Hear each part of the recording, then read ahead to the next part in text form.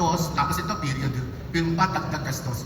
Ikaw bilang isang matagal-tagal na sa industriya, ano ang hope mo para sa action films? At yung vision ba na yun, may na-contribute itong Manila's Finest? Sorry, you were saying action films? Yes. Well, I'll be very frank that this film is actually a human drama. Hindi ko siya masabing action films. It has some action scenes, ano? So, but at its core, it's human drama that is set against the backdrop of very significant events, no? So, merong history siya, but yung main story is fiction, ano? So, sorry, part of your question is you were asking if Yung vision how I para, feel. yung kumbaga yung maibalik, yung may mga actions sa pelikula.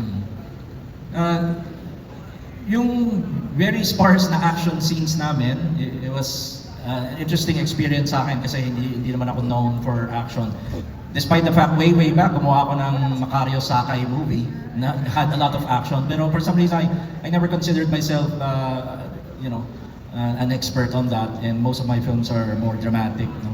But of recent years, yeah, nakita natin maraming talagang mahangaan natin na producers, directors who are bringing back the genre. No? Of course, two of my good friends, sila Direk Eric Mati, sila, ano ba yung mga recent na lumabas? Nagsusunod-sunod mga action films eh. So, in fact, si Direk Eric may lalabas na series. No? So, parang exciting yung part na yun. Ako, I never imagined, ang hirap ng action eh. It's very, very precise ang pag-shoot niya, ang pag-direct niya. No?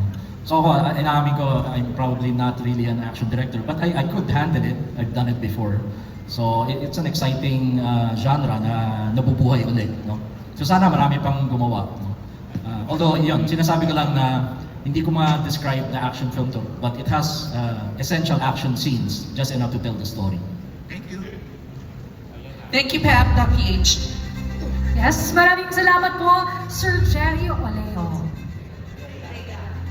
Thank you so much once again, Sir Jerry Olea. And now, we're ready for our next question.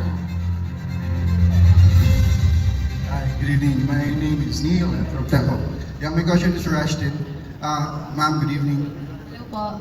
I understand this is your MML debut, so Ay. how does it feel to step into a film of this magnitude? And what does it mean to you personally? Ano po yung last part? Paulit What daw po, does it sir. mean to you personally, ma'am, to be part of this film na ganito kalaki? And with all these Syempre, prestigious actors. overwhelming po para sa akin kasi bukod sa, this is my first movie po outside Viva and first movie ko po dito na MMFF. Kaya sobrang thankful po ako and sobrang exciting journey to kasi marami rin po ako natutunan, hindi na sa pelikula kundi sa mga taong nakasama ko po sa work. And sobrang blessing lang din na na-feel ko na hindi nila pina-feel sa akin na parang baguhan lang din ako dito. Kaya yes, thank you po. Thank you, ma'am. That's Thank all. you po. Next question po tayo. Hi, good evening. My question is for Papa P, syempre. First, congratulations, Papa P. Parang suki ka na ng MMFF. From a serial killer na priest, ngayon isa kang mabuting polis. So, Papa P, ang question ko ngayon, comparing the crimes in the settings of 1960s, tama ba? Sa mga nangyayaring crimes ngayon, ikaw ba, kung ikaw ang tatanungin, personally, pabor ka ng ibalik ang death penalty? Grabe naman yun. Magandang gabi po sa inyong lahat. Pabigat Oh, pa, wow. Sabi si Ate Johnny. Hirap naman sagutin nun. Kaya nga ako nag-artista eh.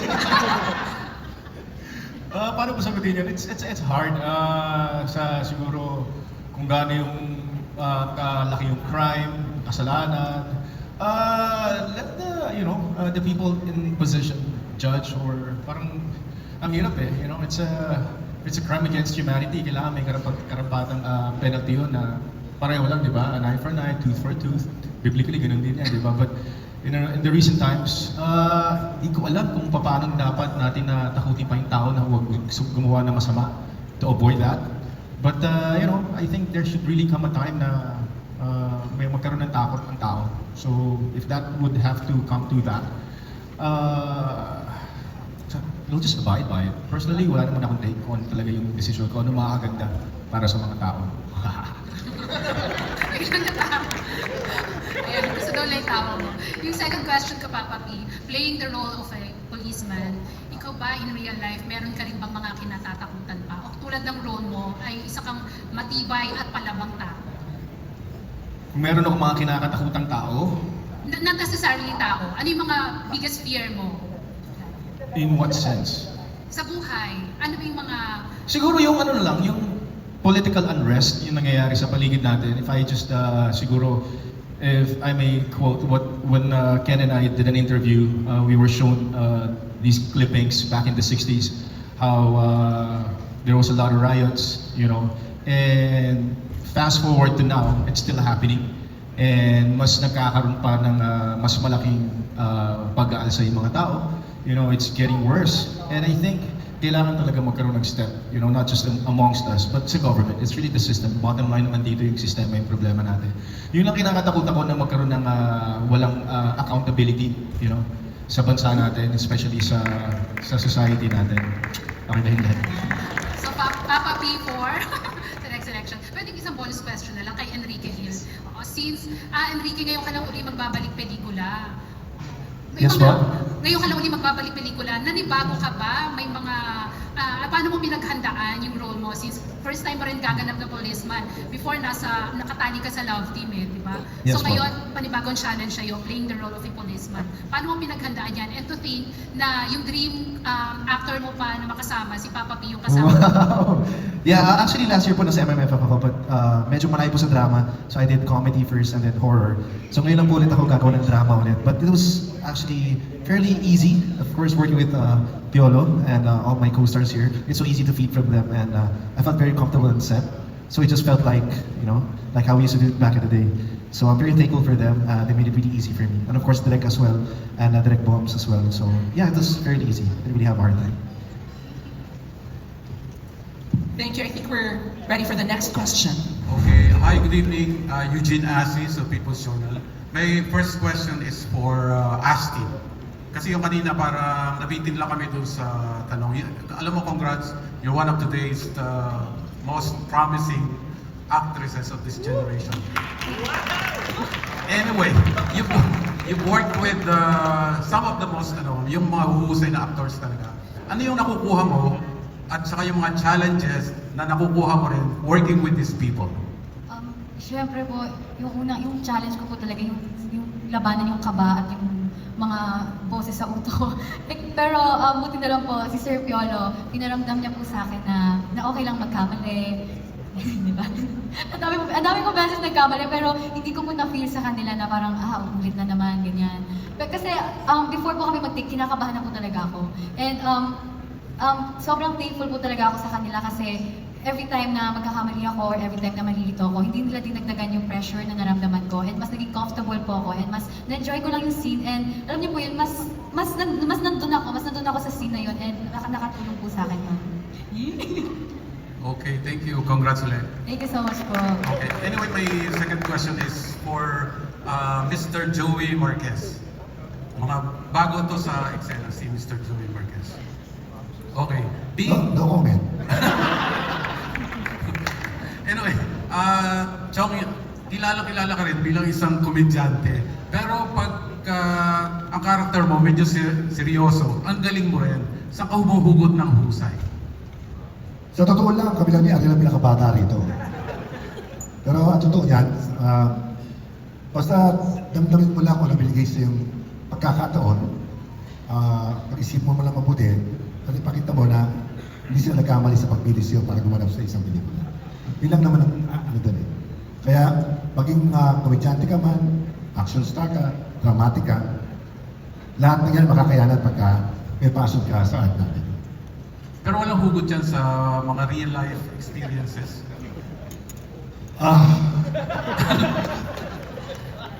Minsan meron, minsan wala. Meron din. Malaking tulong din yung hugot na pinagkaraanan namin eh. Kung sa pelikulang to, Inabutan ko yung irang yun eh. Kaya sabi ko, napakaswerte ko dahil napasama ako rito.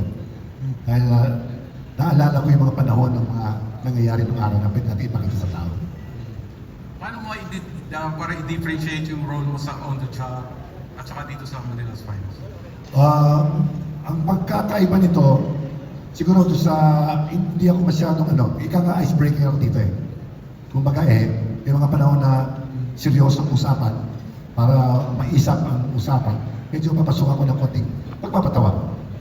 Parang icebreaker ako dito. Yun ang pagkakaiba nito. Hindi ka mga sa OTG, talagang direktang serious na action ang ginagawa. Okay, maraming salamat po, Mayor. Next question, please. Hello, good evening. I'm Glenn Sibonga of Showbiz Bonga. Yes, first of all, congratulations sa MQuest at sa kay Papa P dahil sa tuloy-tuloy na makabuluhang partnership sa Film Fest. Yan. My question is for Tyke Sanchez and Boaz Mariana. Yes. Siyempre as artist ng MQuest Artist Agency, anong paghahanda yung ginawa niyo sa roles niyo and paano kayo tinulungan ng MQAA, di ba? Siyempre andyan si Sir Jeff at saka si Direk Ryan Carlos, di ba? And ano rin yung importance at challenges ng roles niyo working with this magagaling na cast, especially with Cedric as his companion. Well, first things first, I get the best feeling at MQuest. So, I get to do workshops with Direk Ryan from weekly basis naman. So, I got to prepare. I'm always ready to do any project naman. And with regards to being the police officer, actually, di ko ba ito nilalabas sa public, but I was able to train with Saf to prepare for the role para lang ma-envision ko yung sarili ko as a police officer. And working with this cast, well, there's nothing more to ask kasi they're very good actors. And makakahawa yung energy nila, lalo na si si Lieutenant Abad. You know, New Frontier Theater, never have I seen a better cross-section of talent than with Manila's Finest. Palakpakan naman po natin. Opo. Siya nga, tunay po yan. And napakalaking bagay bukod sa naging trainings and workshop po courtesy of MQAA. Napakalaking bagay din po na kung sino-sino yung nakakadaupang palad ko on set, Papa P, Enrique, and Cedric, they really took me under their wing and they showed me how it's done. You know, it's important to see them do it firsthand, so up close. It's one of the highlights of my young career so far. Yeah, nagpapasalamat po ako sa pagkakataon na to. This is the honor of a lifetime. Thank you guys. Yes, thank you. Congrats. Next question, Sir Albert. Yes, hello, good evening and congratulations. Gusto ko lang i-congratulate ulit ang Signal, ang MQuest, at saka ang napakagandang media event na ito. Congratulations in advance. And to the cast of Manila's Finest, I would like to address this question to Cedric Juan, na ngayong katrabaho mo ang kagaya ni Piolo, na alam naman natin na very competent actor and one of the best in this generation. Hindi ka ba na-pressure bilang naging best actor ka rin sa MMFF1? Wait. Siguro nung first namin na trabaho ni BJ, doon ako talaga, naalala ko yung first namin na trabaho sa tinawag ako ni Direk Bobby para magkaroon lang kami ng script readings sa tent ni BJ. Yun yung pressure sa akin. Kasi, I remember, I studied my script for 1.5 months. Magkakatuhan lang kami ng linya. Nawawala na yung mga linya sa isip ko kasi nape-pressure lang ako. Parang, oh wow, si BJ na yung kausap ko. Piolo may tawag sa kanya, pero pini-BJ ko siya. Ay. So ngayon, then last year, The Kingdom, then ngayon itong Manila's Finest. I think, more than pressure, ang pinaka naging takeaway ko sa kanya, yung friendship na nabuo. Tapos parang somehow, nandun yung parang mga advices, lalo na nung ngayon na meron na akong family, na parang, kamusta naman kayo, ganyan, parang kuya on the set. Parang gano'n. And nandun na talaga yung, wala na siyang pressure. Parang i-break mo na yung ganong klaseng ball, kasi at the end of the day, we're all actors and colleagues here. Correct. Thank you. And follow up din kay Joey. Chong, sinasabi mo kanina na medyo inabutan mo itong era na dinidiscuss dito sa movie. Paano nakatulong yung maturity and wisdom ng isang Joey Marquez, especially ng public service ka rin, sa kabuuan ng pelikula, especially sa creative, yung sa script, and then sa situation ng 60s? Yung pagiging resourceful sa panuman meron kami yun at meron ka noon. Isang bagay na natutunan ko rin, na hindi lahat ng bagay dapat iaasa. Kapag meron ka rin talento, na siya maglalagay sa iyo sa summit, At masamang attitude din sa namang magpapaba sa'yo. Kaya yung isang lesson na nakita ko. Napakinggan natin yung sa movie. Ana? Ma-feel namin sa movie. Sa movie dahil ang pelikula ito lang, ipapakita lang kung bakit sila tinawag na Manila's Finest. Dahil because they're the finest in Manila. One last. How is it working with these young cast members? Mga bata siguro na tito na ang tawag sa'yo. Sorry. Nagpapasalamat ako dahil hindi lolo ang tawag sa akin. Alam mo, nabibigla nga ako sa kanila dahil during my time, talagang ligaw na ligaw ako sa kanila. Yung mga talento nila kakaiba. It's an honor. Dahil hindi po matagal na ako sa pelikula, alam ko na lahat. Dito ko nalaman na sa kanila, hindi ko pala alam lahat. Mas matututo ako sa kanila. Thank you very much, all of you, and congratulations. Thank you very much, Sir Amit Napos. Now, next question, please. Good evening, I'm Evelyn Yeo from Pinoy Action News and Kabayan.com. My question is for Mr. Ariel Rivera. Pasko na sinta ko. Ang question ko lang muna, gaano ka katagal nawala sa pelikula? And welcome back pala. Thank you. Thank you. I really do choose my movies. In the 35 years I've been in this business, I've done, I think 12. So I like to choose the movie. So I was really grateful when they offered me this role. So I want to thank MQuest. Also, before anything else, I just want to say it's so nice to see Mr. M. Ang daming mga kaming apat na dumaan kay Mr. M. Mr. M, good to see you. A legend, my first director. What was the question? Your initial question? When was the last time? The last time? I can't remember. I really can't. I think it must have been about 6 years ago, 7 years ago, and I don't know. I've never seen any of my movies kasi, so it doesn't stick in my head then. So. Yeah, okay. So, my question is, dito sa pelikulang ito, what was your process in bringing Conrad Villarmino to life so he feels real and grounded in this world of Manila's finest? Well, there was a struggle kasi my character. When you delve into his character, si Chief Villarmino, he's really a straight arrow, right? And which is very similar to my personal character, very straight arrow ako. So he has this conflict and he has this parang war within himself na nakikita niya na yung corruption within the system. So I had to, sinabi sa akin, who's instructed me direct? Si Bombi. So Bombi would instruct me, ito yung nangyari. Although me and Joey kasi, kami lang siguro buhay noong panahon ng martial law. I still had to get information about the happenings of that era. But yeah, I really relied on direct Raymond and our Bombi, our acting coach, for me to get into that character. So, was it a challenge to you? Super challenge. It's always a challenge for me because acting doesn't come naturally to me. No? Kahit na matagal ka na in this business, bago mag-action, kahit sino ka kakabahan ka. Minsan nakakalimutan mo na yung lyrics, at yung mga lines mo eh. You know, regardless or however comfortable you are already or how much you've memorized your lines, talagang kakabahan ka pag narinig mo na yung 3, 2, 1, action. You know, so it's always difficult for me, and I think that's one of the things that brings out the best in us when meron kang kaba, hindi ka kampante sa sarili mo. So, thank you very much and welcome back. Thank you.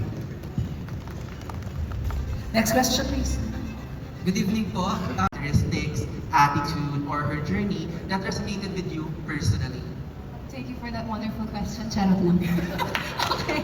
So, as Stella Javier, before kasi ako mag-shoot, nabigyan ako ng idea kung ano siya talaga through Miss Jane, Sir Jeff. Isa po siya dito ang asawa ng hepe ng mga pulis na si Rico Blanco. And parang first lady siya sa pelikula. And paano siya nagre-resonate sa totoong buhay? Siguro yung part na she's a very strong wife and backbone siya ng partner niya, which I believe ganun din ako when I'm in a relationship and as a single woman. Thank you for that wonderful answer. Thank you. Charot. Thank you po sa aking second question naman po for Ms. Inday Fatima. Okay po. So, question ko po is, how did you prepare for the role of Betty? And were there any aspects of her character that challenged you or allowed you to explore a side of yourself you hadn't shown before? Beauty queen na naman to. Tanungan na ito. Thank you for that wonderful question. Siguro ano po kasi, this is my first film, first movie, first for everything. So talagang sobrang kinabahan ako. Pero with the help of course of MQAA, meron po kaming workshops by Direk Ryan Carlo. So talagang prepare po kami, ni-read po kami bago kami isabak dito sa film. So we did some workshops also. And talagang pinagandaan ko kasi syempre Papa P na po. So ako I'm playing the role of Betty. So si Betty ay isang boarder sa bahay ni Papa P and friend din po ni Miss Rika Parareho. So noong una, wait, more than that, everyday nakikita ko si Papa P, nasa starstruck ako. So parang kahit everyday ko siya ka-eksena, iba pa rin talaga yung appreciation ko sa kanya. So nung pag-prepare ko ng role, si Betty kasi very confident din siya, and si Betty ano siya, tulog sa umaga, gising sa gabi. So different personality talaga with me and Dai Fatima. Kasi si Betty confident, talagang mataas yung tingin sa sarili. So I need to be in that character din of Betty. So malaking tulong talaga yung workshop ko din with Direk Ryan bago sumabak dito sa Manila's Finest. Thank you po. Thank you so much. Thank you. Hello, I'm Naz Tavares from Pelikula Media. For our writer, Direk Sharat, how was it like writing a period movie, and ano yung naging challenges since marami yung characters na kasama sa movie? Sorry, question. How was it? How was it like writing a period movie, and ano yung challenges since marami rin yung characters sa movie? Interesting. When I took on this project, this is not the first 1960s period film. It's supposed to be for you, for PJ. So, ang nangyari is, medyo madali siya kasi kung yung research yung pelikula na dapat namin before, nagamit ko din dito. So, yun, yung una. Yung second is how is it? It's not really the ensemble or the characters, the number of characters that matter. It's actually the number of writers. Tatlo po kami, opinionated, and Moira and Michiko are giants in their own right in script writing. So really content with the ideas and kung ano yung perception nila of what the film and how the film could be. Talagang it's a process. And I'm just honored that I was part of that process. And even when we're shooting the film, the script writing is still going on. And thank you sa contributions ng cast, ng research. It's really a collaborative effort, not only of us writers, not only of Direk, but of resource persons, mga even simple comments of the cast, and yung mga contributions nila gives flavor and truth to the script. So yun. So it was easy because all along it was a collaboration. Thank you. For Jasmine, sa lahat ng na-portray mong characters sa small and big screen, anong meron kay Janet na excited ka makilala at mapanood ng mga tao? Her lust for life. I think it's really that. I think in the era of the 60s and the 70s, there were many expectations from a woman, especially how she presents herself sa labas, no? Pag nasa labas siya, how conservative, how proper, paano manamit, paano magsalita. So I think yun yung pinaka-excited ako kasi that period of time, I think Janet was the type of woman that you wouldn't really encounter. And when you did, medyo mabibigla ka na, okay, what kind of woman is this? So that's very exciting for me. May naging peg ka ba or paano ka nag-prepare for that character?